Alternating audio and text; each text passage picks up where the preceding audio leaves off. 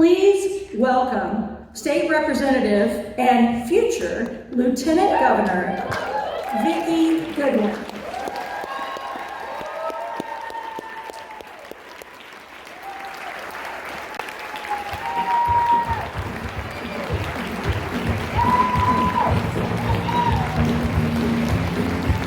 Well, good evening, Denton County and Texas Democrats. So nice to be with you here again. Y'all remember I was here a year ago, so I appreciate being welcomed back. And I can see that Chairwoman Parker Mims knows the community. It's all about building relationships. And over the last couple of weeks, I built some relationships. You know, I was on this trip with 50 of my best friends.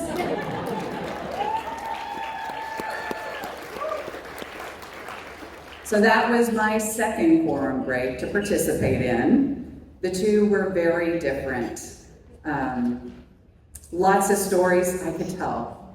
But I started the quorum break actually going to Albany, New York. So there was a small group of us. In fact, several small groups went to different states to meet with the governors, to talk about what's going on in Texas. Because while, you know, Texas is a big state and we are very important, you know, every state has their issues. And so we wanted to make sure that they were really clear on what was happening in Texas. Obviously, Trump said that he was entitled to 5 more Republican congressional seats because his popularity is going down the toilet. And he knows that's what he needs to maintain control in Congress to continue to get his agenda passed. And we cannot let that happen, can we? No, and the Texas Democrats knew that we were going to have to stop it. But we also knew that we had this tragedy, July 4th floods. And it didn't affect just Kerrville, it actually impacted Travis County. I don't know if any of y'all heard of Sandy Creek, but there were people who lost their lives in Travis County in the floods as well. Lost their lives, their homes. And so we didn't want to leave the state if the Republicans were going to address the flood situation first. We knew they weren't going to. We knew that was a smokescreen. Governor Abbott used it as an excuse to call a special session, but we knew. But we stayed for a couple of weeks just to be sure. And of course, then they had these hearings. 3 hearings throughout the state. Wasn't that generous? The chairman of the committee kept talking about how generous he was in having these hearings that he didn't have to hold. Austin, Houston, Arlington. Well, last night I was in San Antonio and they were a little bit miffed that, hello, we have one of the biggest population cities here in Bexar County. How about you hold a hearing here? But that wasn't the point. It was just, again, it was a sham. It was a setup to say, oh, we held these hearings with no maps. So by the way, the chairman informed people who came to the hearings to testify that since we don't have a map, you can't testify for or against. You have to be neutral. Well, people ignored that and they said, we are against this process of redistricting in the middle of the decade because we see what you're doing. You are following Trump's orders. We went until the Wednesday when they released the map, and then 2 days later, Friday, they held a hearing in Austin on the map that people had had 2 days to look at and figure out whether they were for it, of course against. And then on Saturday, they rushed through, we're going to hold a vote on the floor, and we knew it was time for us to leave the state. In the meantime, I have been asked to go to Albany, New York to visit with Governor Hochul. The interesting thing that we learned by going to these other states, democratically led states, is that they actually believe in good government and they have passed laws that make it impossible for them to ram through new redistricting maps like Texas can.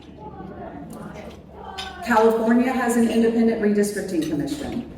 New York has something similar to where, when we met with Governor Hochul, she said, I am going to start the process of redistricting New York in response to what Texas is doing. Man, she was great.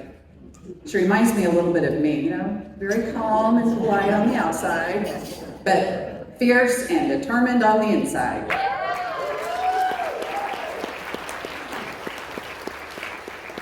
She said, I'm going to start the process, but the problem is New York has rules in place. It will take 2 votes of our assembly, and we can't do that in time for the 2026 election. But I don't care, I'm going to start that process anyway. So here we have these Democratic states doing the right thing. And oh, by the way, there is a Republican congressman in California who filed legislation, federal legislation, saying that we should not be redistricting mid-decade because he is worried about losing his seat in this California redistricting. So this has started a nationwide conversation, and that was the whole point of what we did. That is why we left the state. To make sure not just people in Texas knew what was going on, but people across the U.S. Would you say that we were successful? Yeah.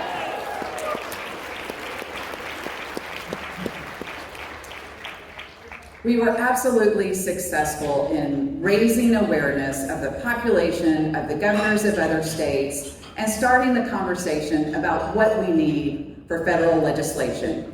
We should not be redistricting mid-decade. So 1 redistricting a decade after the census is done.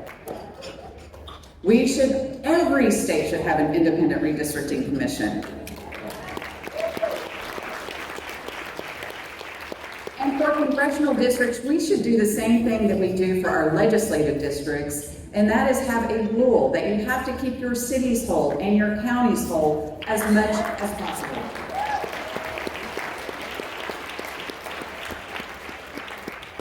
So, I am proud of having gone on that form break. Came back on Monday, this past Monday, and we were told that in order to leave the House floor, we would have to sign a permission slip and have a DPS officer following us. Now, you can imagine after 2 weeks of being away from home, most of us, all of us, had things we had to do, whether it was go to the grocery store, go to a doctor's appointment, pick up kids, make sure our elderly parents were okay, all these things that we had to do. So most of it signed it just to get out of there.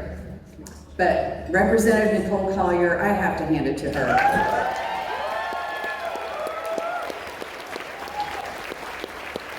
She said, oh no, I am not signing a permission slip. I am an adult. I am an elected official. I am not going to be followed by DPS. And what a brave woman. We all would have done that had we not had other things to do. So yes, I had a DPS officer following me, and he actually apologized to me. I'm sorry, ma'am. I'm just doing what I'm told. I felt bad for him, but not that bad. And then Wednesday, we had to vote on the map. As soon as that vote was done, oh, sorry, your security service is done. So now we're free again, and just yesterday, y'all might have heard, yesterday or 2 days ago, Dan Patrick had a press conference to announce that he's going to run for re-election. He has announced it a few times already, and he said in this press conference, people don't seem to believe that I'm running for re-election. I think it's actually some Republican senators who would like to take his place, but they're afraid. They are sincerely afraid of Dan Patrick because he has that much power. When somebody has that much power that a senator is afraid of him, that is too much power. Yeah.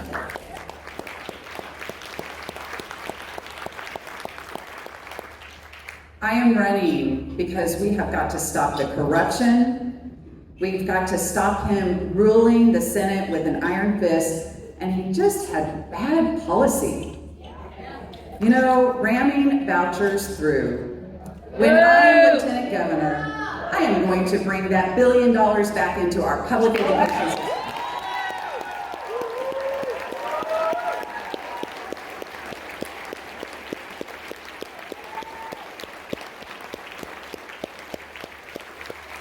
And when I'm Lieutenant Governor, I am going to make sure that this is a welcoming place for our OB-GYNs. A place where women can feel confident in getting pregnant. So while I was away in Chicago, my recently married daughter-in-law made the announcement that she is pregnant. They don't live in Texas. And I don't know if it entered their consideration when they were looking for places to live, but I'm telling you, if I were thinking about getting pregnant, I would not be in Texas. So we've got to make sure people can get the health care, whether it was reproductive health care or just basic preventive health care for their kids, for them, for adults. You know, this cutting of Medicaid, while the big ugly bill is going to have an impact, they made it so it would be after 2026, but it's starting to have impacts now. And I think that that is going to be the downfall of Trump and a lot of Republicans in Congress and a lot of Republicans in the House. You know what? One of the questions is, we haven't won a statewide election. Democrats haven't won a statewide election in 30 years. How are we going to do it? And I tell you what, being here tonight shows me how we're going to do it. It's going to be doing things like our chairwoman here, like our chairman, Kendall Scudder, is doing, building relationships all over the state. And I am so proud to be here, to be doing it with you. Thank you.